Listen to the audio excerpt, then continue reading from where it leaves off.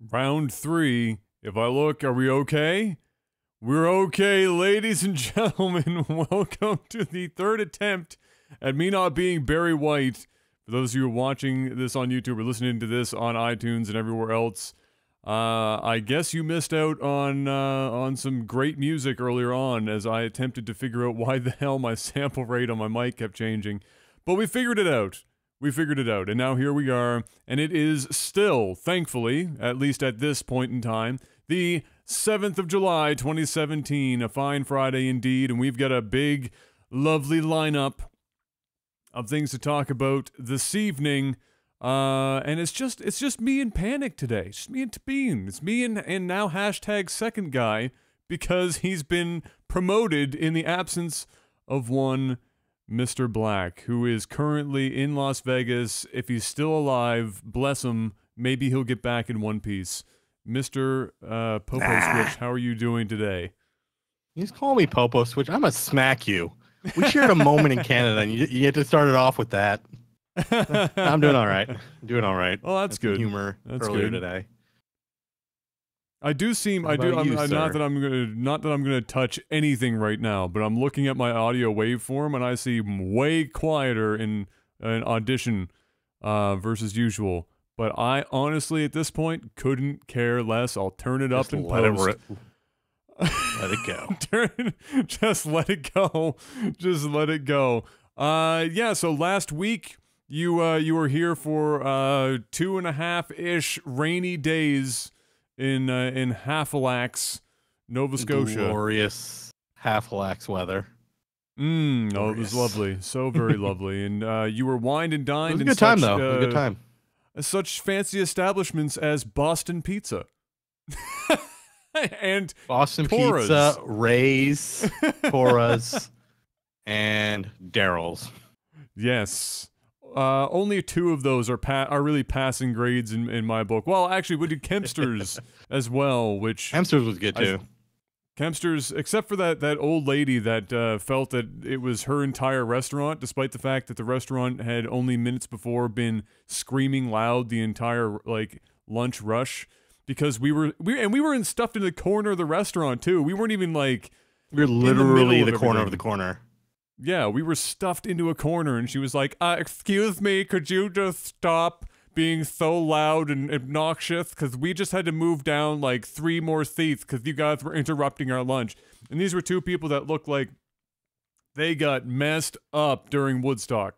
Like, that's basically what they both represent. Both of them had beautiful, long, gray hair, and neither of them looked like they had bought clothes in 25 years. It's basically so it sounds like me in about 40 years is what I'm saying right now, give or take. You're gonna live another 40 years? Maybe if this microphone a little optimistic doesn't take me to the grave first. But yeah, we've got lots to talk about, and most of it, and by most I mean all of it, you have dredged up from the depths of the internets. So what do we have first on the menu? I've got to open up my Google Doc here. Oh, yes. It's one of my favorite things to talk about. Benchmarks. Technical stuff. I know. I went through and I was like looking at stuff like, what can we talk about this week? And I was just like, Jeff's not going to be here. Adam's going to be here. We're both really boring people. So I'm like, let's find things that we enjoy talking about. Exactly. And I was like, bam! Let's talk about, stationery paper and the qualities of a good ballpoint pen. Oh, yeah. Dude, where are my ballpoint pens? Anyways, no, we're actually going to be talking about, they ran through the Xbox. I'm just going to call it the Xbox because that's what the acronym is. They ran through the Xbox benchmarks. Yeah, and they were running it through to see how it kind of stacks up at the 3 resolutions effectively the games are supposed to run at, which is the 900p, the 1080p, and then the 4K resolutions. So Eurogamer did like a really big run through with Digital Foundry on a bunch of different games and benchmarks, and it was then, a couple other outlets picked it up. Big run through, like that shit was a thesis. It's like 12. It was, yeah, I looked through, I read through that, and it's very thorough. I'm actually gonna put the link out there for people who are watching live. if they want to kind of dredge through it. But you know, they had some interesting takeaways from it overall. Did you get a chance to run through it or no? Oh yeah, I read it before we had decided all this stuff. I mean, that was one of the few things this week that I read, mostly because it was so long I didn't have time to read anything else. It was a super long form one too. Yeah, for sure. But they did I mean, Digital Foundry just kills it every time they do an analysis. Like, those guys are some of the few that know what the fuck they're talking about and then actually put that to good use. And so this was a particularly interesting article for me because, you know, the big talking point with the Xbox One X for me was the ability for you to plug in basically any Xbox One game and have it be upscaled, like just rip it right, just straight to 4K if need be, or what have you. And the thing that made this this testing interesting because was the fact that, I mean, a couple things. One, we're talking about these things running on a super early version of the operating system for this console. Like, I mean, it's probably has many iterations to go before we hit the launch day, you know, optimized-ish operating system that it will use. We also have the fact that this is using none of the Xbox One X's hardware optimizations. These figures that they've given are I guess, as unmassaged as one could possibly get for frame rates. I mean, they just plugged it in and they're like, what's going to happen? We're not going to optimize it. We're not going to do anything. We're going to just shove this shit in here and see what numbers we get. And sure enough, it behaved kind of like you expected. But the thing that I noticed the most was the amount of overhead in some of these titles, considering the environment in which it was upscaling. And it kind of showed just how much graphics processing power the console has. Yeah, it was actually surprising because just to reiterate, the 3 resolutions that the Xbox is targeting is 900p, the 1080p range, and then the 4K range. And the games have, like, one of the Microsoft requirements was your games need to run at all 3 of these, and they need to be serviceable. So I was surprised actually because they pretty much said that some games did struggle at 4K, and they were expecting it. Other games ran surprisingly well. I think they were saying like they were able to maintain 4K 30 for pretty much all of the games. They didn't really peak anything more than 4K 38 FPS. So if you're expecting to get, like, 4K 60, you're smoking something. But they're saying they were kind of targeting that 4K 30 a little bit higher to give you some buffering. But they did kind of meet the mark. They pretty much said they need to target more optimization overall for the developers. But the in-house titles were doing pretty well. Even they had some Unity titles that they said they were surprised actually worked pretty well. And then the Unreal titles didn't really have any issues because the Unreal stuff is based on the PC work, which is solid for 4K anyway. So I was actually surprised. I was expecting the Xbox to kind of stumble a bit more on when it came to actual benchmarks at 4K, because we were kind of talking about it during the E3 coverage. Like, yeah, the hardware looks nice and all the numbers look good, but is this realistically going to get the job done? So we were kind of like questioning that. But the benchmarks, for me at least, it kind of reinforced my original view that it's not going to be like some god killer box, but it'll do the job. So I don't know. What was your opinion on that? Well, that was, I mean, what I'll be even more interested to see is what benchmarks look like 6 months after it's launched. You know what the console, at launch, it's going to obviously be better than what we've seen right now. I wouldn't expect it to be, some sort of crazy, it probably is going to be demonstrably better than it is in this current run. This was really, I was honestly, my first thing that I thought when I read the environment in which they were testing this was, holy shit, they're actually releasing these numbers. because pretty much what happened was you've released all this stuff, and the people that didn't take all the time to read through Digital Foundry's massive Oh my God. article, and even if you did, not everybody's going to understand what those numbers mean and understand the environment in which it happens. So if you went to GameSpot's basically regurgitation of that article, they just short form the hell out of it, and you go to the comment section, people are losing their minds. Like, oh my God, it's barely better than the PS4 Pro. This is the most overpriced piece of shit ever. Blah blah blah blah blah. Not understanding. The big thing they missed there is that, and again, this is going to sound like we're really shilling for the Xbox, but it is it's a big really consideration. Fucking care. People can suck my dick. Yeah. Thumbs up there. No, is that the Xbox will upconvert any game you put into it. That's a pretty big deal. If you have the TV to do it, Xbox will upconvert, and that is overhead. That's processing overhead. So everyone was expecting to see massive numbers on FPS. They're not, because the Xbox in hardware is taking on this upconvert responsibility, which is going to pull the numbers down. There's more work it has to do than, say, a PS4 Pro. Not knocking the PS4 Pro games that are 4K, because those look great, but it is kind of a slightly lesser value proposition if the developers have to kind of release a 4K version of the game with a patch. There are benefits to that approach, because it's going to guarantee it more guarantees like a higher quality level that you can kind of expect to, like, oh no, they had to explicitly kind of turn this on and make this a thing. Microsoft just kind of said early on, you guys got to work at these 3 resolutions for the games you make. The engine should work with it.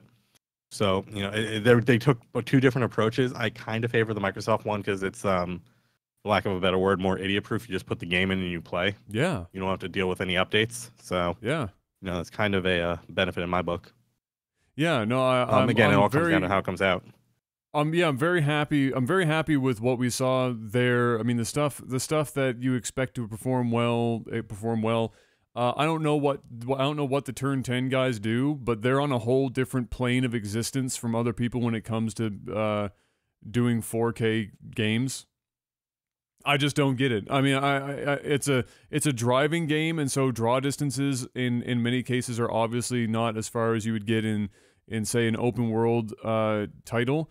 But at the same time, like, if you see the native 4K 60 FPS Forza demo, and then realize that there was still as much overhead on the Xbox One X as there was, even with that being as it is just super friggin' crazy to me. I mean, it speaks to the console, but what are you defining as overhead?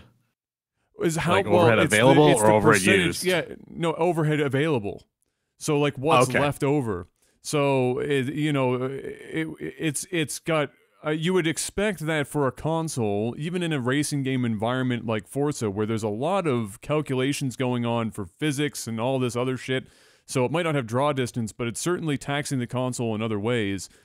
To have as much left over in the tank, to use a car metaphor, I guess, for Forza in a 4K 60 environment is super impressive. And again, so that speaks a little bit to the console, but I don't know what the fuck Turn 10's doing, but they're doing some crazy shit, because I don't know anybody here who's actually seen, I'm sure there have been some people who have seen Forza in the later Forzas in 4K, but the games look ridiculous. It's absolutely stupid. It's unbelievable, especially the road textures and the weather effects. So I don't know what they're doing, but other stuff they did mention in that article. There was one 720p title, and I can't remember what they said. It was probably Battlefront.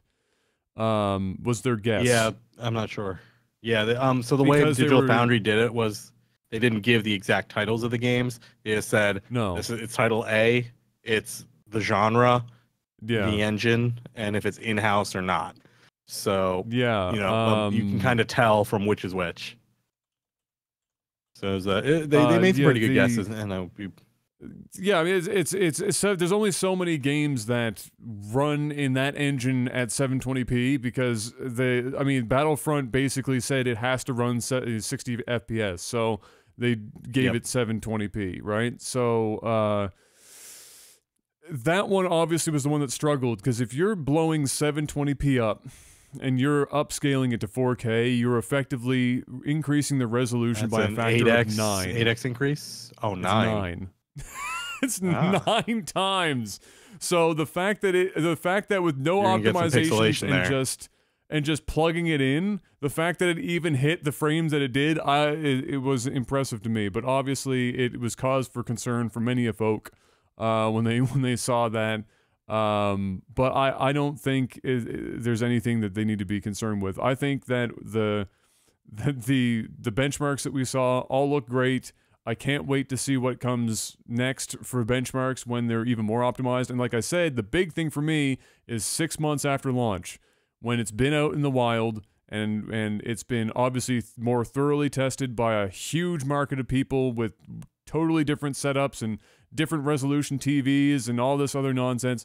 What optimizations they come up with for the system and this upscaling feature, and see how it plays out. All of that aside, every time we bring up this console, as great as it is, at the end of the day, it needs games.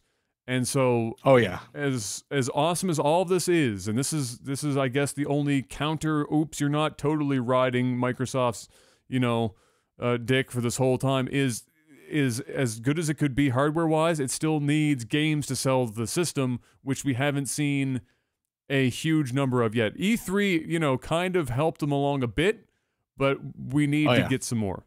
We need to get those titles out, and then we need to hear about more. Absolutely. More. Always more. Let's talk about a game that will certainly be a console seller no matter what it's on, or even a PC seller now, and that's Destiny. Oh, yeah. Which is Destiny 2, as the world waits with bated breath for more and more information. We just got this information that a beta is coming.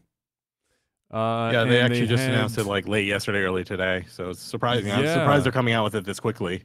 Yeah, exactly. I was surprised too, and they had a little trailery thing that kind of showed the modes and stuff that we saw bits and pieces of during the E3 releases and whatnot.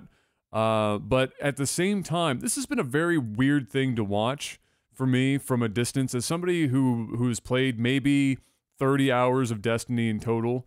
A bit on the Xbox One, a bit on the PS4. I've got like 5 in it. Yeah, I got into it, and then I was like, you know what? I just didn't feel like like playing Destiny. But from watching this from the outside, as somebody who would like to get into Destiny 2, so I'm keeping up with it a bit. Watching how they're handling these press releases and stuff, it's very strange. You've got all this positive stuff, but at the same time, they're backhanding themselves with these weird comments about the failures of Destiny 1, and Activision talking about not being happy with Bungie, and this weird. It's a very awkward presentation. I think it's a really awkward. I think it on face value, it is very awkward, because you like you just said, you have one side of all the positive press coming out, everyone's hyping up, you have the full hype train running, but then on the other side, you've got the publisher themselves being like, yeah, there were issues, we weren't happy. But on like looking at it a little bit deeper, I'm not a huge Activision fan, but I have more respect because they actually came out and said it, and I think that's part of the reason why they're coming out and saying it. So the Activision came out and had a retrospective where they pretty much said, this is where we think there were issues with Destiny 1 and there were some failures. The big one they said was content. Content just wasn't coming out fast enough. And they said, look, it's not a bad thing if content wasn't coming out, but the problem was people were wanting a lot of content. People were wanting more. And that's where they got annoyed with Bungie, because Bungie could not deliver it fast enough.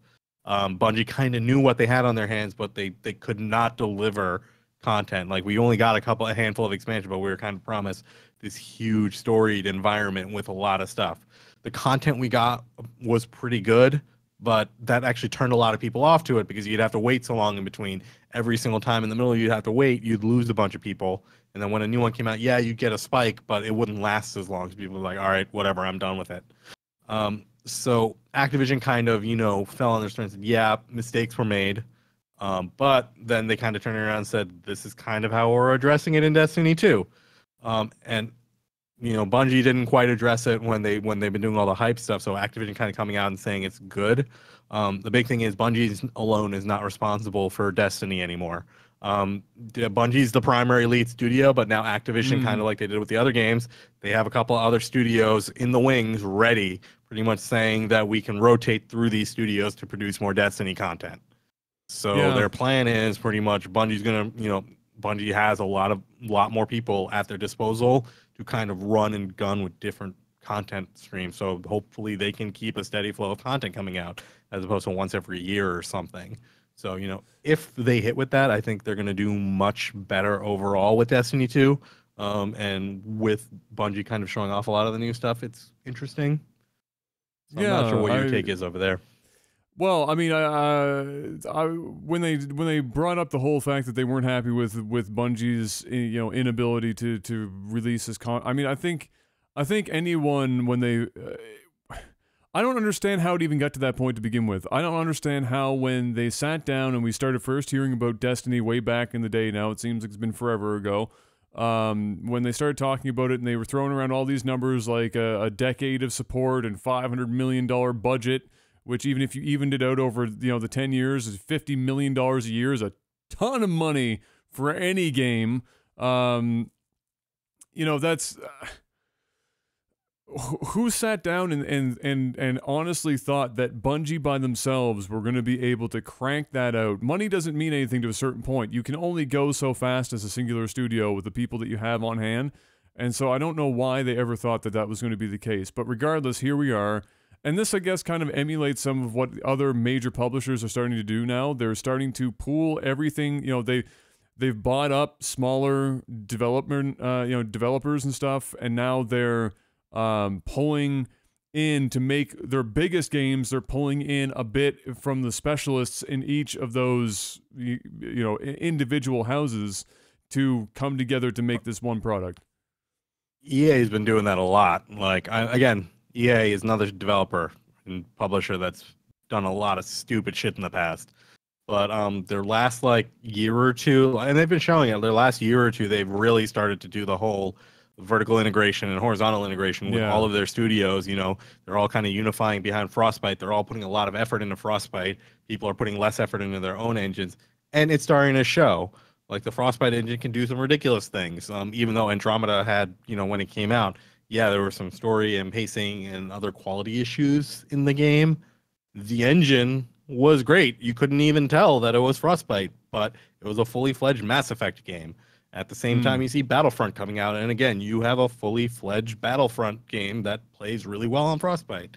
So Mirror's Edge, also Frostbite engine. So they've been really kind of bringing everyone together. So and the quality of the games has been going up because of it. So I'm never going to complain about them integrating as long as the quality gets better. So hopefully Activision's going to kind of do that with Bungie and work with Bungie to kind of make that happen on their side. Bringing it on to Battle.net and hopefully get better practices from Blizzard and other studios, kind of put it all together to make a better product. Because Destiny was one of those games that I saw and I was like, this looks really cool. But the moment it came out and I saw what it actually was, I'm like, this is actually kind of disappointing. Everyone was like, the game is kind of hollow, but Bungie kept saying, content's coming. Oh no, we have to delay a bit. Oh no, it doesn't show up. And I just kind of killed all the interest for me. So Destiny 2, as awesome as it looks, because of the issues with Destiny 1, I'm not a pre-order person for it. It's on I'm going to have to wait for it to launch, and I'll buy it after launch if, it gets the good reviews. Bungie kind of lost me from the first one.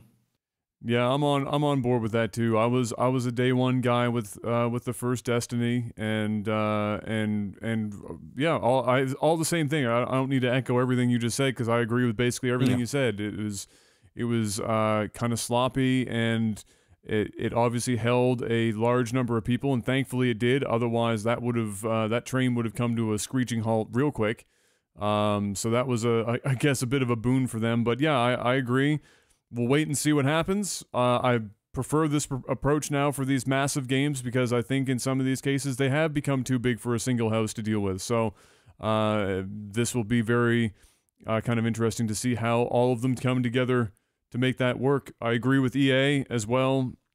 Again, obviously, EA not the most loved company in the world, but at the same time, I think it's a super intelligent thing to take their engine with Frostbite and spread it amongst everybody under their umbrella because it's a huge cost saver. It fleshes the engine out more so that it's more flexible for other games. So while you're getting this like these hiccups with Andromeda outside of the fact that it was the B team to begin with having to, you know, piece together an RPG for, you know, action RPG interface within the Frostbite engine. Now that's done for the most part, or a foundation has been made, which means subsequent games being done within that engine in that space are going to be better and have a better platform. So we will see if that translates all the same for Destiny. But you know what? So the Destiny 2 beta, actually, for everyone who's listening, is July 21st to 23rd. Yes. I don't know when the game's launching, but it's like really short, and like there's segments where you can do different things in it. And then it's early access for PlayStation 4 on the 18th, and then Xbox on the 19th. So I'm not really sure why they're like segregating it the way they're doing it. And then apparently at like the end of the beta for like an hour, you can investigate the social area that they're putting together.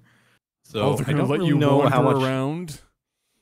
Apparently, like you can play soccer in the social area. I'm like, okay, and they made some promises on how it will evolve with time, but given Destiny 1, I'm like, I'm gonna wait and see on that one. I don't know what your evolution means. Are people gonna be wearing different hats? Yeah, we'll wait and see what happens there. I have no segue into this next topic. I thought I might be able to swing something. But is there ever going to be a segue for this kind of thing, though? I don't think so. Once people hear it, they'll understand. Yeah. Agents of Mayhem. Can somebody, you know, for those of you who don't know what Agents of Mayhem is, it's like if you took, I don't know, Mario Kart and you just said, fuck it, let's make a game featuring like all of our characters, but then just make everything explode. And that was kind of, I guess, the idea behind Agents of Mayhem. I did not hear about this game until at all. I don't even. I'm trying to remember when I first saw it. It wasn't this week. I heard about it before. It might have been during E3. I don't know. I thought it was on MOBA. So did I. I was confused, and the only reason I found out about it is because I saw articles starting to pop up about how Johnny Gat from Saints Row was going to be featured in this game. And then I saw it, and I was like, well, what is Johnny doing in this game? And then I realized what the game was, and I was more confused instead of less confused. I saw this, and I'm like, why are they not marketing this? Like... So, for those of you that don't know, Agents of Mayhem is, I don't know if it's even considered a sequel or whatever. It's more of a spin-off, I guess, of Saints Row, which is made by Deep Silver Volition. Volition's one of my favorite developers that people never hear about. But Saints Row is one of those kind of like sleeper games that gets really huge following. It's pretty much a GTA clone, just completely over the top, its own universe. And they've had 4 very successful entries to the franchise. And granted, they've been stupid and they've been funny, and you know they're well made and they're fun games to play, and they've all sold well. So I didn't even know I literally saw this the other day, and I saw Agents of Mayhem, and they're like, oh yeah, it's got Johnny Gat from Saints Row. It's actually like a Saints Row spinoff, and I thought it was like a MOBA where they were taking all of their characters and kind of making a game out of it, but apparently it's a fully fledged game. Similar to Saints Row, where it's like, you know, an open world environment, you do it, and they pretty much said this is a more chaotic version of Saints Row, which I don't know how you do, because that game was ridiculous, but it's a full game. They haven't marketed it much, and it's coming out in like a month. Yeah, what the hell? Like I'm like, where? I'm at a loss. I don't know. I don't know if I want it because I haven't really seen anything about it. I don't know if even if I did know more about it, I don't know if I want it. I feel like I'm gonna wait for the reviews now. Yeah, but with this little fanfare, especially from what's essentially Saints Row guys, that's very odd to me. That I don't know. At this point, I'm questioning why it didn't get any fanfare. Like, are they just trying to slow burn this bad boy out because they're not all that confident in what they just made, or what is the reasoning for going completely radio silent up until now? I don't know, but yeah. Like, for me, Saints Row games are actually pre-order. Like, I pre-ordered the Saints Row games because I pre-ordered Saints Row 2 after playing the first one. Great game. Saints Row 3 was premium entertainment. And then Saints Row 4, I didn't like it as much as 3, but it was still fun, and it was enjoyable, and it was pretty much, like, it could have probably been an expansion pack to Saints Row 3. I'm not going to complain. Yeah. But... you know, had they marketed this and they were like, oh, yeah, it's a Saints Row spinoff in a slightly different universe. We got some characters in it, but it's the same style of gameplay with different stuff. I probably would have pre-ordered it because they did such a good job with the other ones. But now I'm like, why are they holding it back so much? Kind of like you were saying. Like, do they not have much confidence? Who knows? I don't know. I mean, if they were, I'm assuming they're going to bring back Saints Row as well. Like, that series does so well for them. That's probably they probably just giving it a break for a bit. Here's what I want. To preface this, Saints Row, the first one, I played the shit out of that. Then Saints Row 2 came out, and I played the shit out of Saints Row 2. And I think Saints Row 2 is the best Saints Row game by a long shot, because it gave GTA a run for its money. It did. But so the Saints Row 2, in my opinion, struck the perfect balance between its comedy and its serious tones that still remained, part of the game. 3, I feel like Volition just looked at 2 and went, you know what, fuck it. Let's just keep, people like the stupid stuff. Let's just keep turning up the stupid. And then we got 3, and 3, don't get me wrong, I beat 3 as well. Also a great game. But I didn't enjoy it on the same level as I did Saints Row 2. In fact, I just felt like I was playing too comedic. Yeah, I just felt like I was playing some sort of like arcade comedy time crisis game. And then 4 came around and it lost me entirely. I don't know why they even called that. I don't know why they called it Saints Row. I don't know why. It should have just been Tron. It could have been anything at that point. The only reason they could have called it Saints Row, I guess, is because the characters were involved, but it didn't grasp me at all. Was it fun? Sure, for about a half an hour for me, but like, I'm not the type of guy that just wants to bound around and be basically indestructible and shoot people with dubstep guns. Like, that's fun for 5 minutes. Yeah. They pretty much took Crackdown, merged it with GTA some more, and then that was Saints Row 4. One of the things I saw interesting about Agents of Mayhem, and I think is part of the reason they kind of pivoted it away from Saints Row as a whole. Again, there's not all that much info about Agents of Mayhem out, so if you guys want to do research, feel free.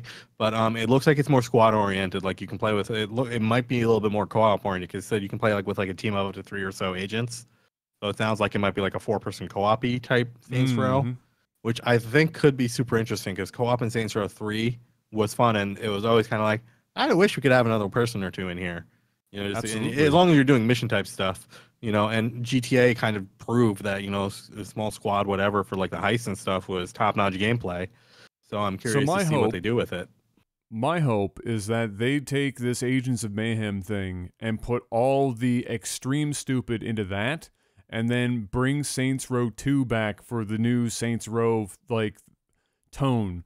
Like, keep it... They should just be like Agents of Mayhem go for the crazy, and then be like Saints Row, start it over, reboot the franchise, kind of go back to the original roots, and be like, this is our gangsters Saints Row.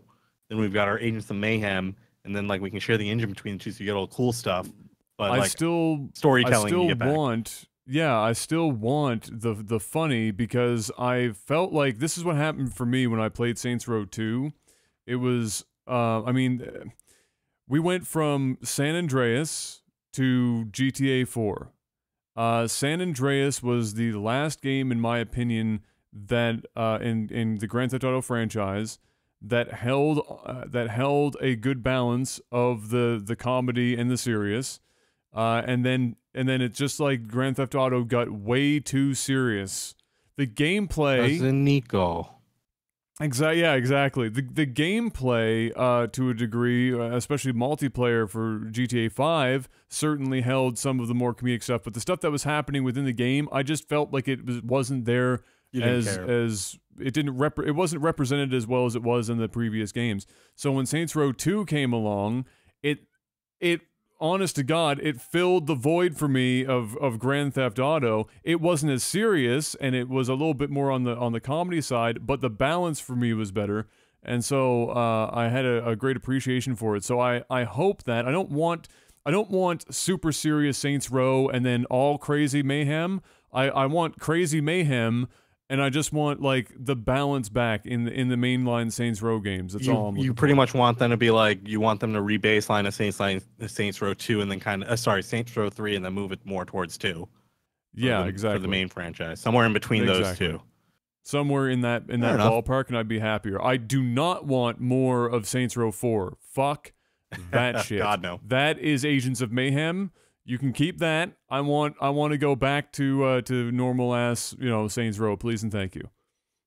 So, speaking of things that make us happy, or even things that make us happy in the pants, you watch that video about Dragon Ball FighterZ that I've been telling you to watch for the past couple of days. I actually did. How did you feel before this? I'm not gonna lie, my desk lifted a couple inches off the ground. Not too crazy. Mostly because it takes me a while to even reach the bottom of the desk, but it was still very good. It was very pleasurable to watch. I have to say that every time I watch footage for this game, the thing that blows my mind is how well they've managed to make a 3D game look like the cartoon. I don't understand the wizardry behind it, but they've managed to make it happen. I'm not 100% sold on the artificial 24 FPS thing that they've got going on at certain points within it, because it makes it look sometimes like the game is running poorly when it's not. It's just part of them trying to make it mimic the TV show. But other than that, it all looked fantastic. I mean, it was amazing. It was amazing. So, for those of you that have not been keeping up with our coverage from E3 and our other hype talks, we've been mentioning this one kind of as it's been coming up. It's pretty much a fighter game in the Dragon Ball Z universe made by, I think it's Arc System Works. They're the ones who do like Guilty Gear and like BlazBlue, and they're like hardcore fighting game people. So DBZ, most fighting games have been kind of arcadey. They've been good. They've also had some really bad ones, but they've always been more about the showmanship and like big 3D universes and like especially you see that with like Xenoverse.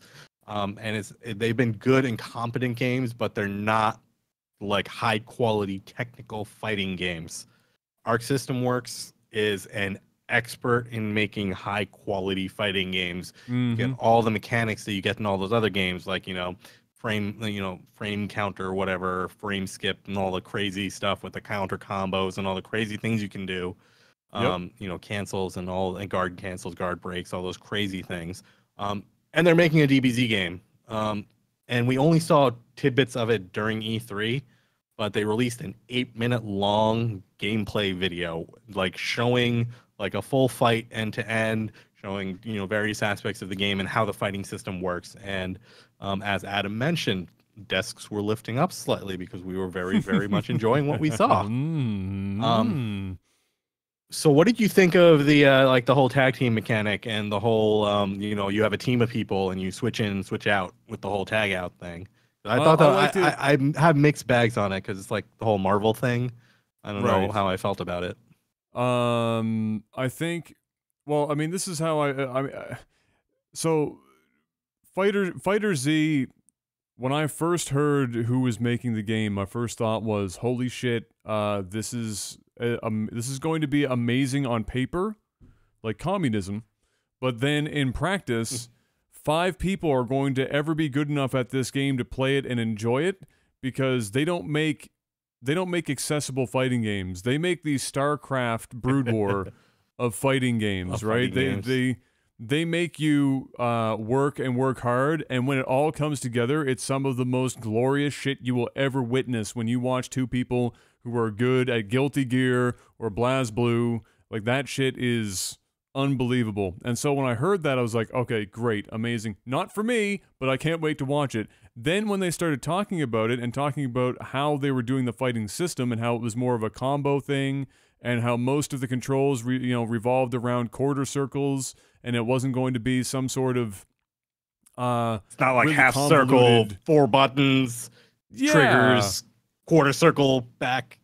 It's not like it's not super crazy complicated. So it's going to be relatively accessible, and it's going to make you feel like you can actually play the game by yourself, and still have, like most fighting games, a relatively large overhead space for the fancy pro guys out there looking to kick ass and take names. So with that, the tag teaming in and out thing, I think it makes sense insofar as that it doesn't look like it's going to be taken to the degree that like Marvel vs. Capcom takes it. It's not like people are switching out every 5 seconds doing crazy like nonsense. It's not that level, but it's there. The thing that I noticed about it, at least, this isn't even from a gameplay perspective necessarily, but what I hope goes in is that there are more animations than just the one for when a new person enters. Because right now, all they have is a forearm smash that happens in the exact same way every single time. And so it just looks like I just get tired of seeing that shit by the time like I've seen it like 1,000 times. So having a couple more of those, as silly as that sounds, would be better in my books. But otherwise, the ones we saw, at least in the video, were like, especially if you end it with like a super attack, it'll like do a zoom out and it will show like a cityscape or whatever with the explosion, and then it will show your guy kind of it'll show the next person charging in. And from what I did notice is that you can actually have like your allies can come in and do like a quick attack like Marvel versus Capcom, but it looked like you can only do it once, because like in the middle somewhere I see like they're fighting and then Gohan will come in and do an attack, disappear, but then his little image icon thing will gray out until your character dies and then Gohan comes in. So I feel like they're doing some balancing around that. Yeah, that could be it. I didn't see much on transformations. Like that for me was kind of like an essential thing in DBZ, and they've kind of captured it well in Xenoverse, where you make decisions on when to transform because it impacts like how your stats will regenerate in the fight. I'm curious if they're going to even touch that in this. I'd be surprised if they didn't, because I feel like that's kind of like a thing in DBZ, unless you have to like pick if you want to be like Super Saiyan Goku versus regular Goku. Yeah. I watched an interview a couple of weeks ago. I think it was the week before you came. And they were talking to one of the devs about just that. One of the questions were, so how are you going to tackle transformations, specifically Super Saiyans? Right, is the easiest one to talk about. Is how are you going to tackle that? And it was in the context of, or even Frieza, it was in the context of what characters are going to be in this game, because in previous Dragon Ball Z games there have been various iterations where normal Goku and then Super Saiyan 1 through 3 were all different characters. Like, you selected totally different characters for which, and it was more of a cosmetic thing than anything else, and maybe they had a different super or something like that, but it wasn't dramatically different. And then you had games where you had to physically power up to hit Super Saiyan 1, 2, 3, etc., etc. Or if you were playing one of the other characters that had transformations, similar idea, you'd have to power up to reach those levels, and that would be part of the system balance, is you would have to allow for the fact that players are going to have to stand still and fucking scream at their TV for like who knows how long to become a Super Saiyan or whatever. So I actually feel like Xenoverse did that part well, because Xenoverse, like, your race determines like your key bar, and then if you get the Super Saiyan transformation, like once you have it leveled up in the game, it takes different amounts. So like it takes 1 notch, you can go 2 notches lets you go Super Saiyan 1, the 3rd notch lets you go Super Saiyan 2, and then the 4th notch lets you go Super Saiyan 3. And the way you can do that is you can decide if you want to go straight from normal to Super Saiyan 3, you let your bar charge up to the 4 notches while you're fighting, and you know, as you hit people it charges, or you can use your skill to charge it, and then you can go straight to 3, or you can be like in the middle, you can pick the intermediate ones, which personally was my fighting style, because effectively I just get to the first one, charge, you know, and then just keep going as a fight, and then as the fight goes on I would just escalate my thing. And for me, I feel it's super important for DBZ because that's part of your strategy. Other players, you know, that I would go up against, they'd wait till they can go and they go straight to the max one, so you know, so they can get there quicker as opposed to like the ramping up the fight. So yeah, I think I hope they have it in there. What they said was that it would be more leaning towards the fact that it would be in like during the fight. If I recall correctly, the video's out there on GameSpot. If somebody wanted to go watch it, they could. But to my recollection, it wasn't that there was going to be different characters to select. It was going to be part of combat. Now, how you reach that, I don't know if they covered that or not. I don't remember. But that's, you know, what I do remember was that it's going to be part of the action. So personally, I would like to see at most one transformation for each character if it's going to be part of the combat, because this isn't going to be, you know, the length of these battles isn't going to be like in the you know, the more recent Dragon Ball Z games. These are much faster, so you don't want to have a focus be so much on let me go through Super Saiyan 1, 2, 3, etc., etc. You don't, nor do you want to go through 4, you know, phases of Cell before you hit Perfect Cell. You know, you just want to pick and choose, and maybe not every character needs to have it. Just you know, certain characters it makes more sense than others, because I feel like if they overcomplicate it, then balance is going to be a nightmare. And I think for any fighting game to be particularly successful long term these days, it's kind of like an RTS almost. If it doesn't just rely solely on its campaign, an esport of some degree needs to exist around it to keep that revenue stream. I feel like in. they should. I feel like they can. If you want to keep it to one transformation, I think that's perfectly doable. Just have it in like a tiered thing. Like you choose the transformation you go to. Like for Super Saiyan 1 through 3 or whatever, you pick if you're going to go 1, 2, or 3 in the fight, and have them be trade-offs. Like have 3 be like a bigger drawback for a bigger gain, have 2 be like some combination of the 2, and have 1 be like, so effectively you can tailor it based on strategy. Like if you're going up against someone who's much faster, you might want to pick going to the big one to get the boost and just try to finish it quickly, and like have that be part of the strategy. You know, it could be part of the meta, being like, oh, I know I'm going up against the person, you know, have it just be a tool in the arsenal. You know, don't necessarily tailor the entire fight around it where you have to kind of build up to it, but just be like, all right, you get to transform once, you have to pick which one you're going to do, type of thing. Yeah. Oh, absolutely. I know. No, I agree. I think the game looks, at the very least, looks amazing. I just hope that whatever the inevitable outcome of this game is, that it is seen positively by, you know, the fighting game community and taken up and taken seriously enough that it gets, you know, up there on the charts for like Evo and stuff, and get some good stage time, and isn't so difficult to, you know, I don't want to have to go digging to find to find live streams of tournament footage for this stuff, because I think it'd be a really cool thing to watch. And since it is coming from this family of games by what they're called, Arc System Works, right? Something like that, yeah. Yeah, so since it's coming from that family, there are already a lot of fighting game enthusiasts that are going to kind of comfortably fall in to this game, and it's not going to be like some sort of super jarring experience. So hopefully that helps it as well. But ladies and gentlemen, we're going to go to our first break, and then when we come back, we are going to be discussing Castlevania getting that animated series, which is I guess a short first season, but we'll talk about that as well as the Assassin's Creed anime. I didn't even know that existed, so I can't wait to hear about whatever the hell that is. Yeah, just got announced. Yeah. And then we're gonna talk about a little bit about how we seem to be in the age of the remaster, where this just seems to be a thing. You know, before it was just every now and then, and now it seems like every time you open up your browser, there's another remastered game coming out. So we're gonna talk about that as well. So sit tight, ladies. We'll be right back. Time for a little sellout and a little stretch of the legs. And so yeah, we will see you in a few minutes. Sit tight. Hey guys, if you're enjoying Technical Alpha and are interested in supporting us, do I have a solution for you? we've set up this Patreon page to help us help you, help us and you.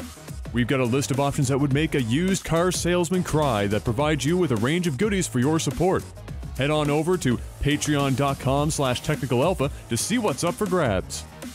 Like fancy badges and stuff? Subscribe to us on Twitch to get access to, well, badges and stuff. Not big on subscriptions. We have a button below that allows you to directly throw money at our faces. Careful you don't take those eyes out though. We are so very fond of our eyes. Honestly though, while we like to joke about the sellout, just being a regular listener is a huge help, and we're incredibly thankful for all of your support. Technical Alpha will continue soon, so sit tight.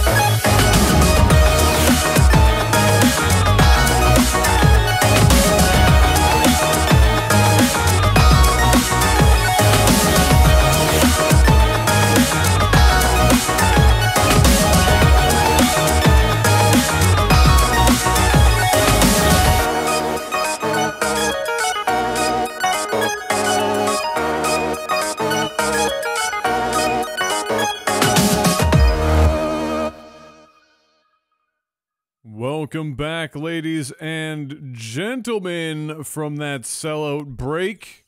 Time to sit up and look pretty. It's that time. Perfect. Nailed it. 10 out of 10. Would Tinder smash. Woo! But welcome back from Brian break. swiped right for me, so I'm happy. Don't feel too special. He swipes right for absolutely everyone. Well, it's better than being that one person that gets swiped left. That's true. Nobody is safe. Where's my cursor on the screen? Oh, there we are. So welcome back, ladies and gentlemen. As we mentioned before, we're going to roll right into talking about this Castlevania animated series. So can you elaborate on what's going on here? Because I don't know. It actually just got released today. I know nothing. Apparently this is like been in the works for a while, and they're doing like a full-on like Castlevania animated series with Netflix, like not like anime style, but more like animated series style. They got a pretty trying to remember who they got to do it. They've gotten some pretty big voice actors. They have like Richard Armitage and Graham McTavish. They did like Dracula and a couple other characters in some major series. And it was interesting. I'm surprised they chose Castlevania, but thinking on it, it actually would make a good animated series. Netflix has been kind of trying to get into that space with like, Crunchyroll and everything becoming huge. So they've been trying, Netflix has done Knights of Sidonia, but they've been trying to get more Western properties that'll translate better in Castlevania. So they've kind of turned to video games, which I found interesting. We've been seeing a lot more video game related media kind of coming out. And so they did, I don't know if it's like all going to be like short series, but the first season literally just came out today. It's 4 episodes at 23 minutes each. So it's like an hour and a half. Hour and 40 minutes of content, but they've already locked in like season 2, so they're already like producing it.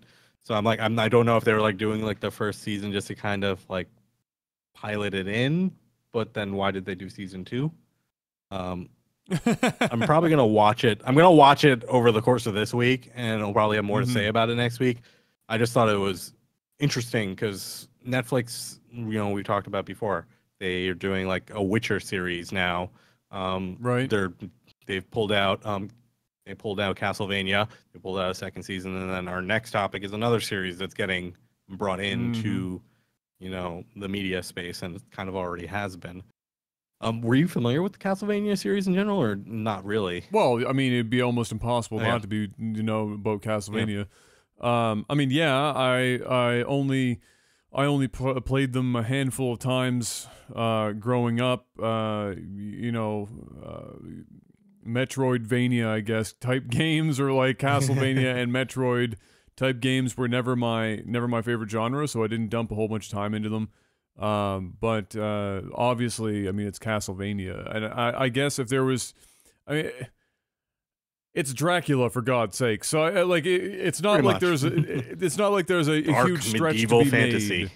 Yes, sorry, it's not Dracula. It's Alucard. I apologize. It's just Dracula backwards. So maybe the whole series will just be in reverse. I don't know, but I'm sure it will be very well done. Like most Netflix stuff. Some of the Netflix specific animated things haven't like smashed it out of the park like their made for TV counterparts.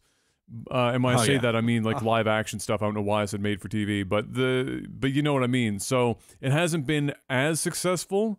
I don't know if that's because anime is full of snobs, where people are just super critical about anything that isn't made in Japan, or what. Like they've been trying to like bridge that gap a bit. Like Knights of Sidonia to me was great. My only problem with it is it doesn't come out fast enough. Same problem. Alnoa Zero was pretty good, but then they just stopped producing it. And then they did Voltron though recently. Like Voltron was a Netflix commissioned full remake, and I think they just did the second season, and it was surprisingly good. So Netflix picking up. I'm not going to say no to more anime, especially if it's good stuff. So again, Castlevania was an interesting pick in my book. I'm gonna watch it just to kind of see if they did right by the lore. But I mean, it's more of a curiosity, and kind of leads into kind of the bigger thing. I kind of feel like with gaming now becoming more of like a bigger art form, they're kind of going with the whole Hollywood side of things, where they're just going to start rehashing movies over and over again. Now they're just like pretty much pulling it all in to, we have this IP and something. What else can we do with it? And now they're like, let's make a TV series. Let's make an anime.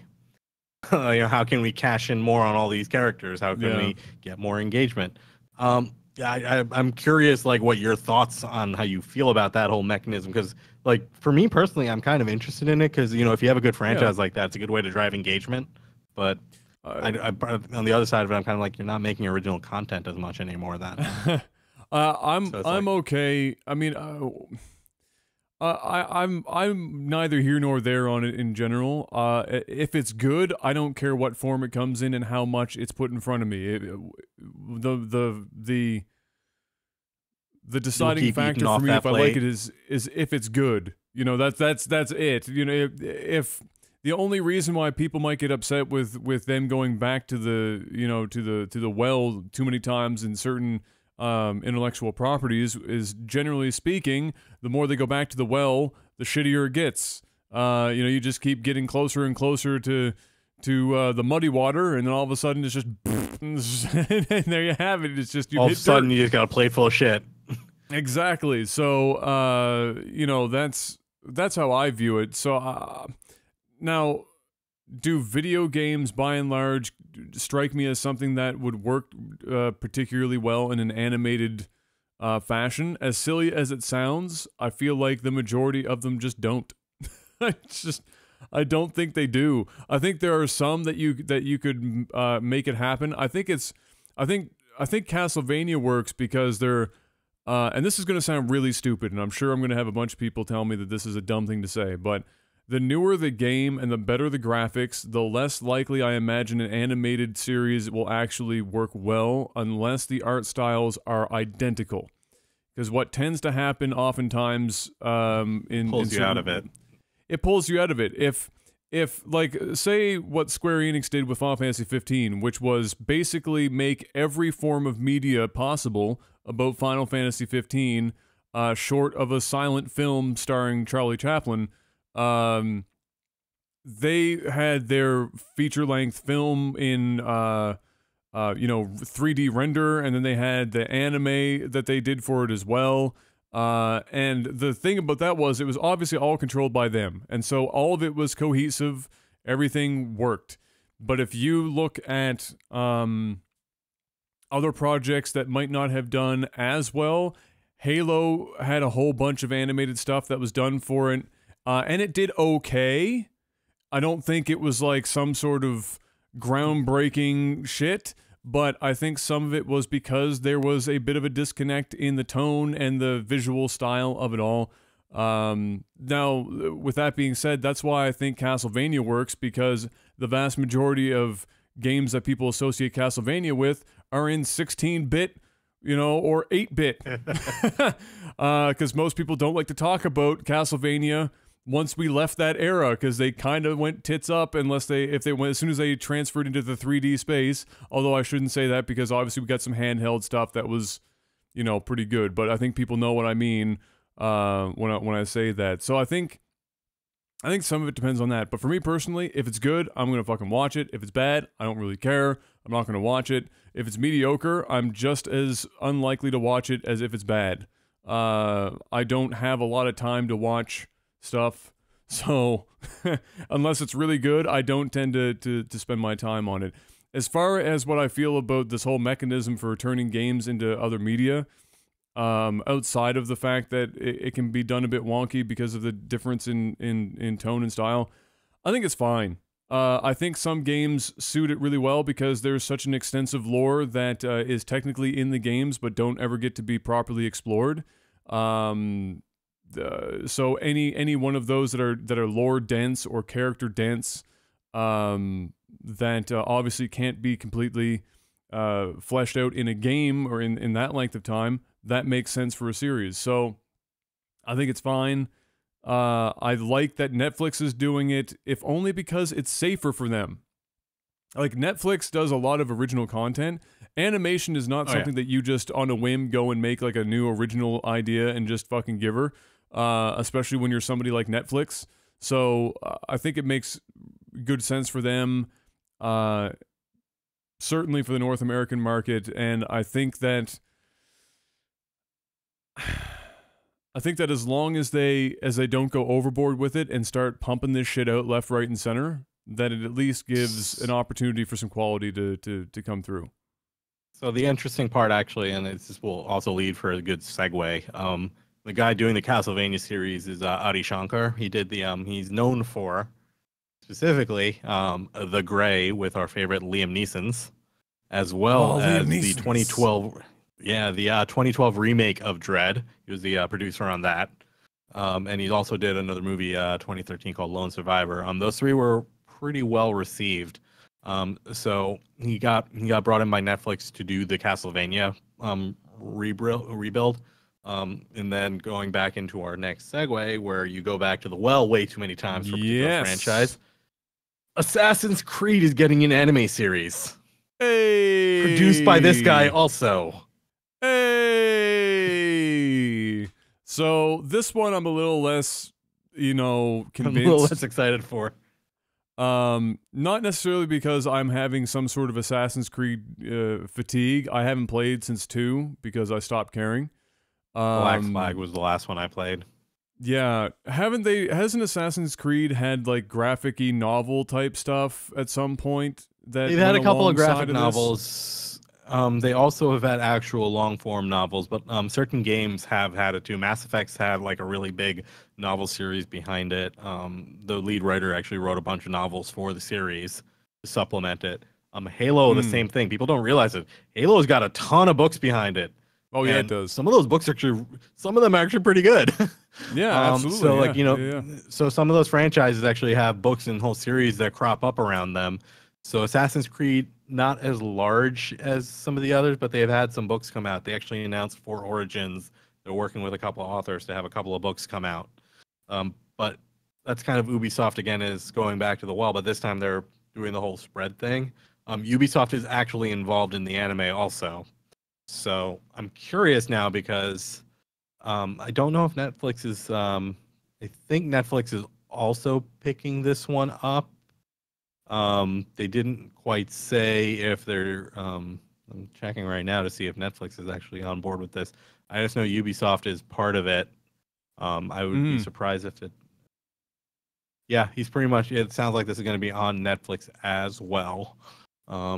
So I'm. Interesting. I don't know like why they decided they're gonna all of a sudden do an animated series. I feel like they're trying to like get Assassin's Creed back in front of people's faces. Well, they have the new one coming out, so this is probably just it's just to get the name out there more and have it constantly on somebody's lips, I guess, in some way, shape, or form, because they've got the new game coming, so they need to have that extra boost. I mean, it's like it's the same answer as why in the I had with why in the hell did Spider-Man end the PlayStation fucking conference? And Jeff was like, well, because the movie's coming out, obviously. Like, well, yeah, I understand that, but it's still kind of dumb. And this is kind of the same idea where, yes, fundamentally we understand that it's probably because the next Assassin's Creed is coming out, but at the same time, why? Why? I'm actually hoping this isn't like. I'm hoping that this is kind of signaling a turnaround in the reception of video game-based properties, because usually, historically, we've gotten some pretty shitty content when it comes to like TV and like movies. So one, I'm hoping Castlevania doesn't want to make me gouge my eyes out when I watch it, and then I'm hoping. And again, as much as Ubisoft has been kind of driving Assassin's Creed to the ground, I actually hope the anime is not bad. Just because I just want some decent video game related content coming to the screen. It would be nice. So, I mean, I'm pulling for them. I mean, it's not like Assassin's Creed doesn't have. We don't want them to fail. Yeah. Suitable, right? Like it totally has a suitable universe for this kind of thing. Just tread carefully. tread carefully, and hopefully it turns out all right. But the fact that Netflix is involved, that immediately gets me to like 50% hype levels. The fact that Netflix is doing something, because they just seem to be incapable of making true shit. Like, there's very little stuff that they've done original. You clearly have not watched Iron Fist. No, I have not. But again, very little. I didn't say none. Just very little. Very little. You know what? You know what we're not getting a little of? Remakes. We're getting a shitload of remakes. I wake up every morning and I'm like, man, why can't they remake some more games from my childhood? Just remake them all. Give me some Command and Conquer. Give me some StarCraft. Hell, if you aren't going to make Diablo 3, just give me a Diablo 2 remake. Hell, even a Diablo 1 remake. I'd be down for that too. Yeah, they seem to be on that hype train. I mean, so before it like I've mentioned this, I've said this like, I don't know, 10 minutes ago, but the thing is, it used to be once in a while you'd have something come up, and it wasn't like a remake, it was a remaster. It was a remaster, which generally entailed some sort of minor graphical buffing. Like they polished it up a bit. They like remade the models, but they kept the engine pretty much the same. Yeah, and they re-released it so it runs on your new computer. That was it. They might have made some other like quality of life changes, things along that kind of line, and they also would include DLCs and shit. Like it would almost be like it's like we went from a game of the year edition to we skip that now and we go straight to a remaster that is basically a game of the year edition. And now we're even moving away from that, and we're moving into remakes. They're not even remasters anymore. They're just flat out remakes. And so we have in tandem these two things where I feel like I'm just going to end up reliving the last 15 years of my life because they keep coming out with these things so freaking frequently. It's like that. It's that Hollywood. I think they're going into that Hollywood mentality of how can we avoid having to come up with new creative content? Oh, we have this old game that was really well received. Let's remake it and re-release it. Yeah. And I'm not gonna. I don't want to like kind of like super knock it. I mean, I kind of wish we would get more original games, but at the same time, a lot of the remakes that have come out are not bad. They actually are completely worthy of it. Like, just to name some off the top of my head, they redid pretty much all the Metro games in that franchise when they came out with the like Last Light Engine or whatever. They remade the first two games in it, and they played really well. Effectively, they said, we're remaking the old games with all the quality of life improvements that you're getting in the new game. And those games were phenomenal the first time, and they were even better the second time. I was really happy with them. Another one that got done super well, Homeworld. Gearbox bought the franchise and then released a remastered edition for 1 and 2. I wish we got a Homeworld 3, but those two games complete, like, and it wasn't like, it was effectively, I was surprised because when I played those games, I was sitting there and I'm like, they effectively took all of Homeworld 1, gave us all the quality of improvement for whatever they did, in their new engine, and then they gave us Homeworld 1 and 2. But when you played the games, it felt like I literally got the full nostalgia of playing the original games, but I had all the quality of life stuff. I was like, I had none of the annoyances. I even turned up or cracked up Tearing Up My Heart by NSYNC, which for some reason I attribute to Homeworld. Because back in the day when I couldn't afford games, I got a Homeworld and I didn't have music because it was one of those like smaller ripped down versions. So I'd have to listen to my music. And back in the day, I didn't have all that much, and NSYNC was a thing. So, but I got like the full nostalgia of it. But it was a new game. It looked really good on my machine and it ran well. So stuff like that, I'm on par with. I'm trying to think. I like shut off all the bad remakes, but they have had some bad ones too. So, well, they've had a bunch that haven't really been upgrades. They've just been barely repurposed, and some of them end up being like more we patched broken. it so it runs on your new. Yeah, we patched it so it runs on your computer, but we didn't really do anything else. Yeah, and even then, some of them have been rough. Like Square Enix has been a bad one for this. They've gotten progressively better as the games have gone on, but they keep releasing them for Steam. Like they went all the way back to 7, 8, 9. I think they did 10, 10, 2. They got 12 7 that and just 8. hit. 12 is I don't know if 12 has dropped yet, but it's dropping in like, if it hasn't dropped yet, it's dropping in like a couple of days. Like very, very soon. And they've gotten progressively like, better with them, but the early ones were terrible. 7 and 8 were just dumpster fires for ports, but I heard 10 was a really good remaster re-release.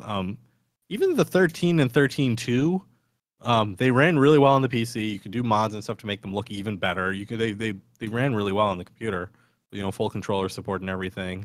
I think 13.3 was really good on the PC too, but I feel like you could answer that one for us, Adam.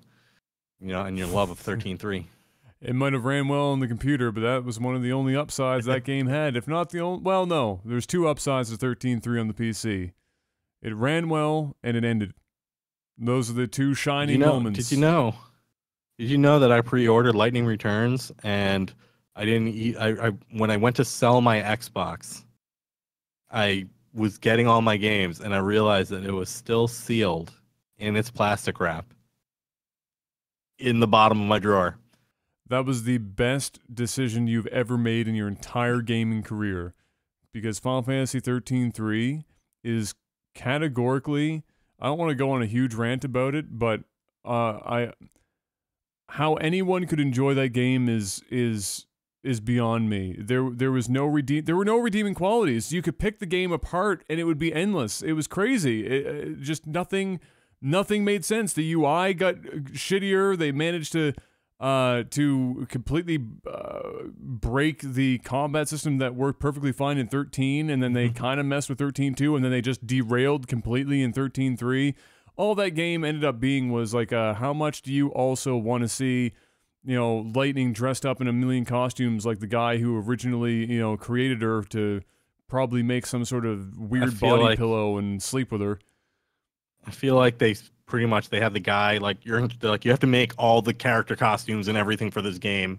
All right, we feel like you're a smart guy, so you can do this on your own. And then they came back like a year later, and he's like, "Look, guys, I made these 5 million outfits for Lightning." They're like, "What about the other characters?" Oh, I knew I was forgetting something.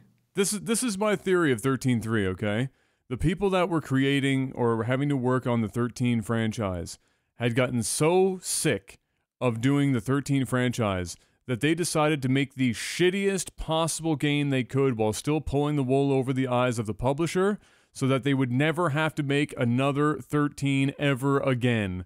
And that's the only thing I can come up with for a game that would have had as much attention and shit put into it as 13.3 and advertising and everything else to come out like it did. Oh my God, just... I can't. I don't want to talk about it anymore. It's PTSD. Speaking about the remasters, the Final Fantasy X and 10.2 remaster collection, when it came out, sold more than Lightning Returns in the first 2 weeks. Now, Lightning Returns year to date, like from launch to now, sold less than Final Fantasy X remaster in the first 2 weeks. What a shocker. What an absolute shocker. I mean, like, 13, when it came out, sold pretty damn well, right? Because nobody had any benchmark for what the hell the 13 series is going to be like. 13 as a game isn't really anything to write home about, but it's not the worst game I've ever played. And then after that, the sales, along with the quality of the game, sharply dove off a cliff. Like, if you look at the numbers for how it sold, and this isn't just in North America, this is Japan's everywhere, it doesn't matter, the numbers just kept crashing to the point where 13.3, I think, barely cracked one. I want to say it was like 1.5 million or something like that. Barely sold. Like, it was like a critical failure and a failure. I can't remember, but it's silly and it's a shit game and nobody should play it. And if you do and you like it, God bless you, because you will love everything that ever comes your way in life. Nothing will ever disappoint you, and don't let anyone take that away from you. So one remaster I do want to mention though before we. I was going to say, which ones do you want to see also? Okay, so I'll say the ones I want to see, but first I want to talk about what I think is one of the better done ones, despite the fact that it didn't work perfectly in all respects, was, and this is something that Crownless was bringing up in chat a couple times now, is the Master Chief Collection for the Xbox One. Bungie somehow getting it so that you could flip between the old and the new engines on the fly was fucking crazy. The single-player campaigns all played well. The multiplayer was a complete disaster. That whole thing just was an absolute disaster in regards to to the remaster. But everything else, I kind of disagree. Everything played well for me. I like it. It all went really, really well, and I enjoyed playing. I enjoyed seeing how they reimagined the original Halo in new graphics and everything. But I played it in the original graphics, and then after that, I played it in the remastered stuff, and it looked fine, and it ran fine. The Combat Evolved Anniversary Edition, I was 100% on board with. The other ones were actually not bad either, but the Master Chief Collection, I took big issue with because that was glitchy as hell when it came out, and I still don't think they ever really fixed it. That was one of the reasons I got the Xbox One. Yeah, like I got Halo 4 was borderline unplayable on that one. When you got towards the end, it got really, really glitchy for no reason, because Halo 4 was one of their newer games. And then Halo 2 with the whole remaster was kind of shaky on that one. So I was like, come on, guys. Like, you did the first one so well. Why are you dropping the ball for this? Like, it's like they didn't go back and like fix it. So I was just like, that kind of ruined it for me. It did have problems. Luckily, I didn't run into a hell of a lot of them. I guess for whatever reason. Combat Evolved was spot on great. Yeah, but I know it was riddled with problems that a lot of people had, and it was disappointing that they never got around to fixing it all. I just think that they couldn't. I think that was ultimately it. They were dumping too much money, probably, and resources into trying to retcon a lot of the errors that it had. Yep.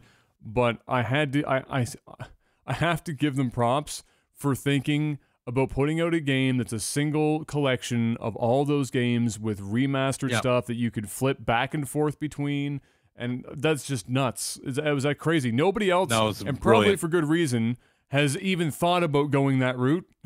Because Bungie was like, they wanted to be like, look, we didn't. They pretty much wanted to be like, look, we really didn't fuck with the game. Like, this is the original game. Look, you can literally watch it as the original game. Just you can switch the mode you're rendering it in. So, it was that was really nice. So I do give them props for that part of it. Maybe not the smoothest execution, but.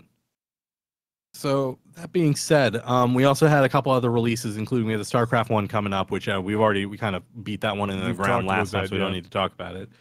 Crash Bandicoot came out recently, and I've been seeing a lot of people playing it, like the trilogy, and apparently they like increased the difficulty of it while fixing some of the bugs. But I don't know why they would want to do that, because they fixed some of the bugs in the Crash Bandicoot trilogy, but they also made it more difficult, which I don't know why you would want to do that, because that game was maddening to begin with. Okay, so I don't know what. I guess it depends on what they did to increase the difficulty, because the vast majority of the difficulty in the Crash Bandicoot games was that the basically perspective. You either had no idea what was coming at you because you were running towards the screen, or you were running away from the screen, but the camera angle was as such that you had no concept of depth. You'd no idea where the shit that platform was going to be. You were just taking a stab in the dark, and sometimes it was literally a stab in the dark, depending on what level you were on. So, I don't know why. I don't know why they would feel it necessary to turn up the difficulty, but hey. All the power to them. I have seen people talking about it. They seem to be generally positive about the remaster. Crash Bandicoot, I think, is more of a nostalgia thing for people than anything, because I honestly don't think any of those games were particularly good as a platformer or just in general. I like Crash as a character. I think he's fun and awesome. I love the art style of the games, but my God, none of them played well at all, and if you've managed to fool yourself otherwise, I don't know how, but it's I guess it's nice that it's getting some love, and maybe we'll get a new Crash Bandicoot thing that's like now, like made now, like a new Crash game, if this does well, and maybe it won't be as clunky. I don't know, but yeah, Apparently, though, the part of it was when they redid all the 3 games in the similar engine. The collision engine was not designed for some of the older games. So like right when you land, the collision's a little bit different. It's a little bit slippery at points. So like you do the platform jump, which was designed a certain way, and it's like you hit the edge and you're like, nope, you're down. Yep. So apparently they're saying it is actually like they had some speedrunners going through it, and they're like, this is actually slightly harder because the way a collision work is slightly different. And yeah. So it was unintentional difficulty increase, is what you're saying. So wait, hold on. So that wasn't. So it wasn't intentional. So that's even worse. So they took a game that was already unintentionally difficult because of shit perspective. I don't know. It might have been intentional because like they pretty much unified and harmonized the collision engine and did some tweaking around it. So maybe they intended it. Who knows? You might need to ask them. Weird. Either way, yeah, no, I hope it does well because I would like to see perhaps a modern take on Crash. I wouldn't mind seeing that. I think that it would probably do relatively well if it wasn't, too out there. I mean, if Mario gets to go to New York with a bunch of normal-sized people and fucking walk around and look like a deformed dwarf, then I'm sure Crash can come back and do some shit. That's got to be possible. Oh my God, there's a meme out there about that. For Mario, they announced that there are no game overs. You've got to be kidding me. You lose coins instead. There's no game over. You just lose coins. And then someone put out the meme, and this one's ridiculous but hilarious. Talks about this whole life story about how Mario goes through, puts his hat on this guy called Dave, and lives out Dave's life to the fullest. Wife, kids, and everything. And then on his deathbed, he's talking to his son, or should I say Dave's son. And he's like, I'm going to give you one last thing, my son. I'm going to give you my hat. And then this ends with the son putting on the hat, and then the bottom says, there are no more game overs. Oh, man. Oh, that's possession bad. Mechanic. That's bad. Look. I'm all down for Mario getting weird and wonderful, and we've already talked about that whole possession mechanic is messy. Yeah, but you take away game over screen in Mario, really? Like, isn't that like functionally part of what 10 makes coins Mario when you Mario? die. Like, what? That's just depressing. Whatever. The game's probably going to sell like a bajillion copies anyway, and it will be lovely and amazing. Probably. And guaranteed going to sell a bajillion. I'll play it, I'm sure, and only really enjoy that weird funky bit where you're 2D in the wall and the painting thing or whatever, and then the rest of it I'll probably rage my head off, but I won't rage too hard because there are no game over screens! Hey! Bada bing, bada boom! What would you like to see? I know you were going to ask me that, but what would you like to see either remastered or remade? That we haven't heard about yet. Different things, yeah, that we haven't heard about yet. Honestly, and again, this goes back to my top 10 list. I would love a Free Space remake, like not a remaster, like an actual remake. Possibly even finish the trilogy off for us. Other games, non-niche games. Hold on, I'm gonna pop open Steam real quick and see what we got, because there's a ton of games that I would love to have again. Command and Conquer. Okay. Like Red the Alert? original Command and Conquer. Or the original. Okay. Well, Red Alert. And the original Command and Conquer. I would love to get like a newer remake. Those would be great. We got a couple of the original Deus Ex could do with a remaster. It doesn't necessarily need a full-on remake, but a remaster would be nice. Or hell, if they remade it in the new Deus Ex engine, that would be pretty sick too. Yeah. Trying to think of some of the older games. What would you want to see while I think about that? Because there's definitely the list is so large that I have to like go through it mentally. My list is so obvious. I mean, Jet Set Radio Future desperately needs a remaster. I don't need a remake. I just want a remaster. It's a cell-shaded game, so Just it should update scale. graphics and bring it up. Yeah, it should scale well. You know, maybe polish up the engine a bit so that the frame rate was locked to 60 and fucking call it a day. Like, there's only so much you need to do to Jet Set Radio Future to make it amazing, and people have been calling for that for fucking ever. And so hopefully now that Sega is on this weird kick where they want to bring back all of their, you know, their old franchises and do some remasters and remakes, maybe that will finally happen. But I would obviously love to see that. I would love to see somebody, this is kind of related to a question somebody asked me when I was streaming the other day. Actually, when Smitty and I were playing 13.3, they asked if you had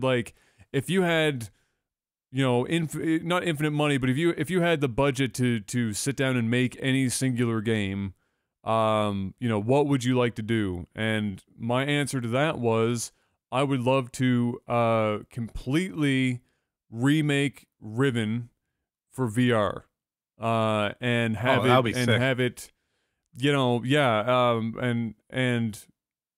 have it be free look and everything, but still be a click to go in certain directions. I don't want to walk with a thumbstick.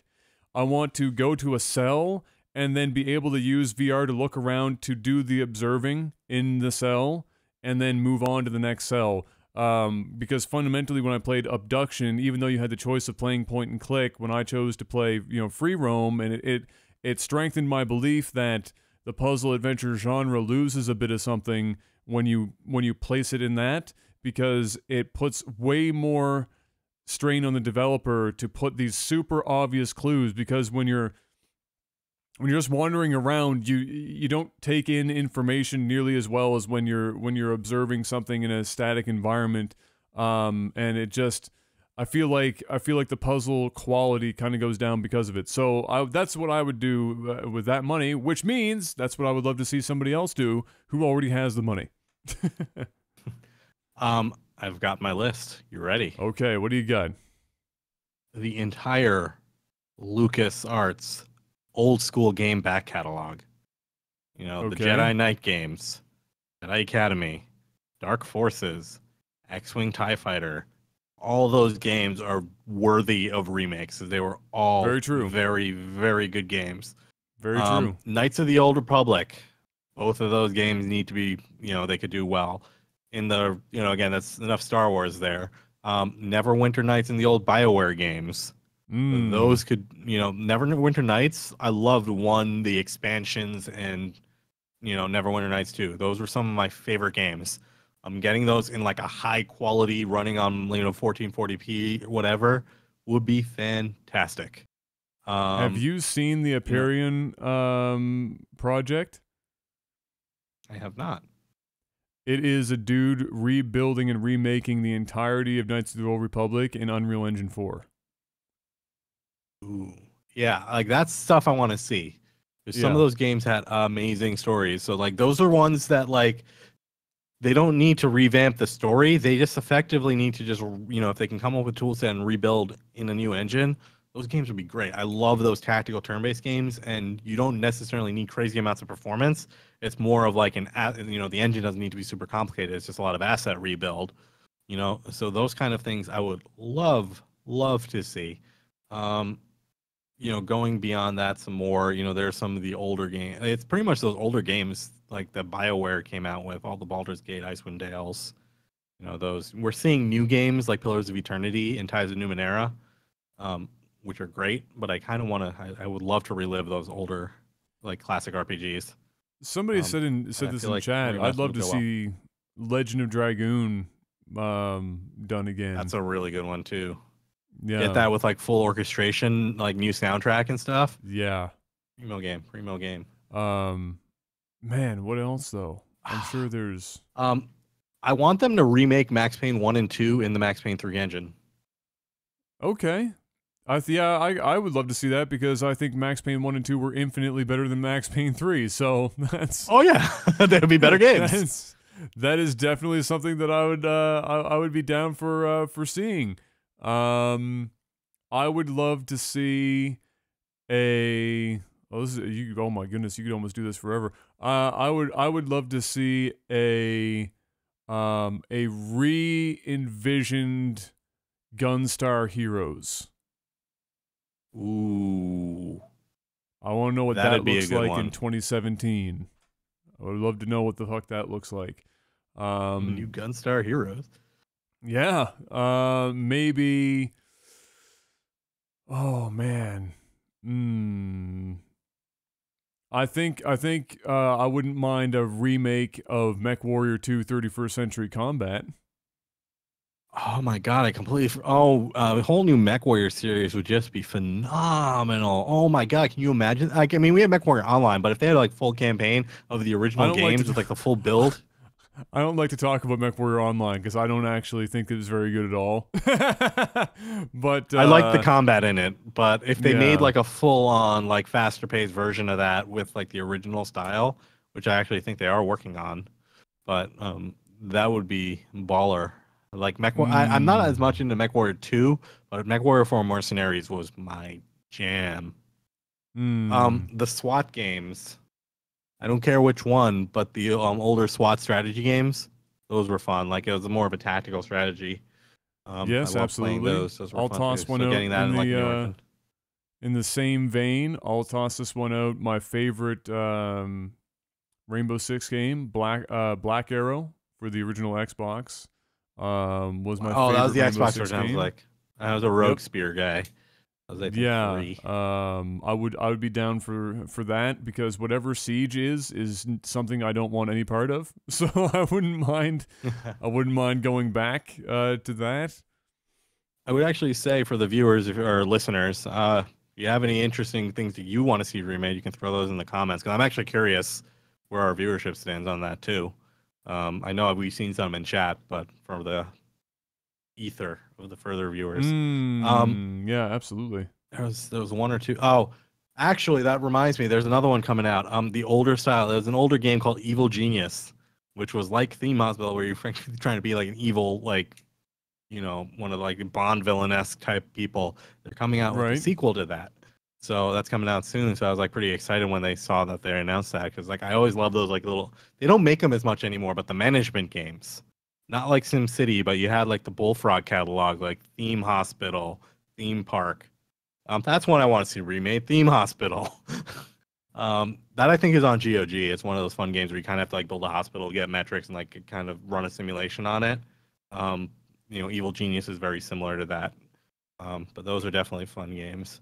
But that's kind of what I want to see. Like, if you're gonna go to the hassle of remaking some games, go for some of the older like map titles that did really well.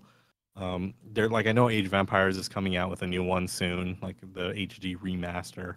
But I kind of want to see some of the more story-heavy games come back too, because those are ones that really like deserve to be replayable. I'm hitting you up with a completely out and left field one that nobody is going to expect. Ooh. I want a New Age Commander Keen.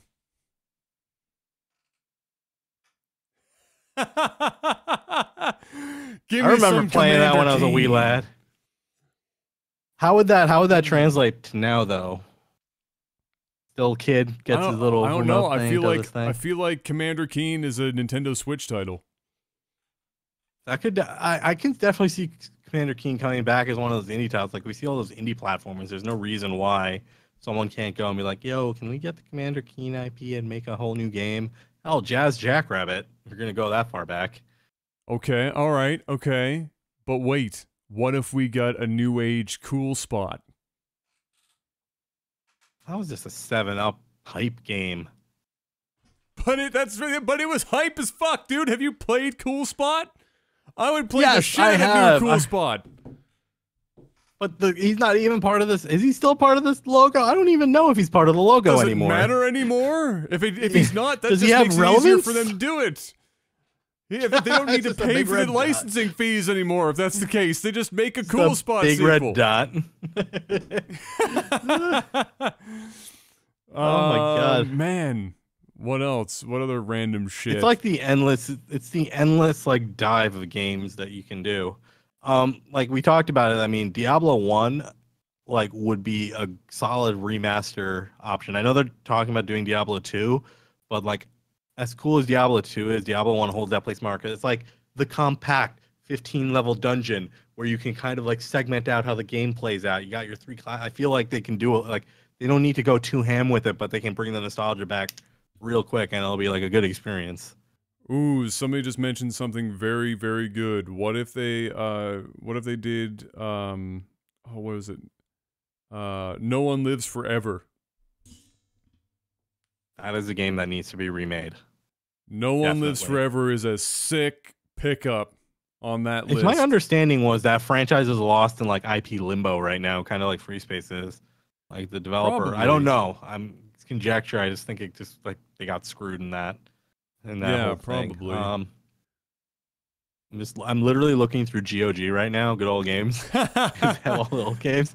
I'm trying to think. I'm trying to think of like maybe one or two others that I can come up with off the top of my head. System Shock 2, actually. I know we got BioShock, but System Shock 2 as a full remake would be amazing. Hell, even the original Fallout games. And these are like low-hanging fruit for some of them. Like the company still own the IP, so they can just go and literally just be like, yeah, we're just gonna remake it. Yeah. Like if you want to do something in an off year, remake one of those games. Like if you're like, oh yeah, we can't really do Fallout 5 yet, so let's do Fallout 1 remastered. I mean, the biggest one for me, obviously, the most obvious, the one that will never happen, no matter how much anyone, myself included, ever wants it, is Morrowind, but it's never going to happen. And you got your Morrowind and Elder Scrolls. That's all you're gonna have. You're gonna have to live with that. Yeah, I'm gonna have to just live with the fact that that's never gonna happen in my lifetime, and modding will never quite reach it there. By the time Skywind is a thing, you know, Bethesda will probably have an engine that isn't the Gamebryo engine, and then somebody's gonna go, well, shit, we probably should have waited for this one. Beautiful, but yeah. Oh, well, I like how you're still holding out hope for that. It warms my heart a little bit. A little bit. Well, they at least made an effort when they did the Skyrim thing, and they called it, what was it, the Creation Engine or whatever. They renamed it, but it's still totally Gamebryo. It's just they called it something different. So I don't know if they kept doing that and they released like another Elder Scrolls game, the next one in the series. And by the time it comes out, it will probably be 2020, 2021, some stupid year like that. The Gamebryo engine in its iterations will have at that point been, what, almost 25 years old. Like, come on. It's as old. It is as old as you are, sir. Take that out back. As you are. And Old Yeller, put a bullet in it and leave it to rest, for sure. Oh shit. What if you had VR Road Rash? God, let's not. Are we going to Nintendo now? You just no. That's Sega. I don't know if you can remaster. That's Sega. Sega? Oh, I was thinking Rad Racer. Racer. Road Rash. The one you're on a motorbike and you could look left and right. You'd be whipping people with your fucking sticks and shit because you had chains. That would be a good one. That would be. Oh my god! It would have to be kind of on railsy, right? Like because you couldn't get too crazy with it. But that VR games are good for that. Yeah. VR games are good for putting you on them rails. I played VR Paperboy on the Oculus Rift in one of the earlier iterations, and it was fucking terrible. But on top of that, what they did was they actually had a stationary bike set up with like an accelerometer and all this shit. Oh yeah, and like so you were stuff. physically pedaling while looking like around and throwing the paper and stuff like that. So that it was you don't want VR Paperboy. I'm gonna tell you that right now. There was this old ass game. This is like, I say 1998 or something. No, yeah, it was 98. Yeah, Shogo Mobile Armor Division. It was a mecha game, fast paced. It was like a shooter. I was like, it blew my mind back in the day, but my computer was not strong enough to run it. That could do with a remake. I look back at it, it's pretty good. It's on GOG. I might actually just pick that up to play it now. Okay. Crap. What if we got Alpha Centauri? All the Sid Meier's games came to mind as remakeable games to me, but at the same time, I would only think they would just need patching to make them work on the newer versions. They hold up. Like, just because they're heavily strategy games. Like, you didn't need to go too crazy with them. Just, slap some new icons on it, maybe slap some updated graphics on it, keep the same underlying engine, you're good to go.